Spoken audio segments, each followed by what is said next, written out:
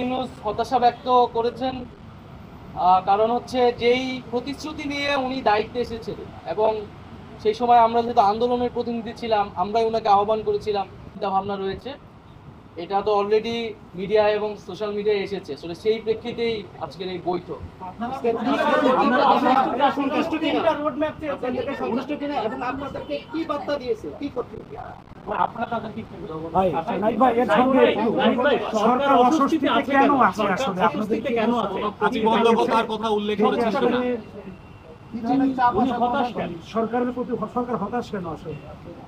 সরকার বা ডক্টর মোহাম্মদ ইউনূস হতাশা ব্যক্ত করেছেন।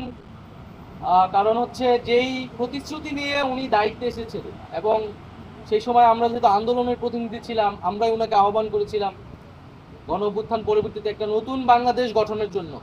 এবং শুধু ডক্টর মোহাম্মদ ইউনূস বা এই সরকার নয়, সেই সময় যারা আমরা আন্দোলন করেছিলাম, ফ্যাসিবাদ বিরোধী রাজনৈতিক দলের নেতৃবৃন্দ সকলেই কিন্তু সেই প্রতিশ্রুতি জনগণের কাছে ব্যক্ত করেছিল যে একটা নতুন বাংলাদেশ এবং সেটি সংস্কারের মধ্য দিয়েই নতুন বাংলাদেশ পাওয়া সম্ভব।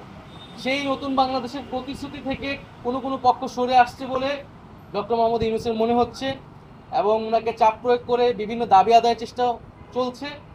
এর ফলে আসলে এইভাবে ওনার পক্ষে কাজ করা সম্ভব নয় এবং সংস্কার বা পরিবর্তন আনা সম্ভব নয়। তো সেই জায়গাতে উনি হতাশা ব্যক্ত করেছে। আমাদের জায়গা থেকে আমরা বলেছি যে কোনো রাজনৈতিক দল নয়, উনি যাতে জনগণের প্রতি, গণঅভ্যুত্থানকারী ছাত্র জনতার প্রতি কমিটেড হন এবং সেই জায়গায় কাজ করতে উনি ওনার দৃঢ়তা ব্যক্ত করেন। বিচার সংস্কার এবং নির্বাচন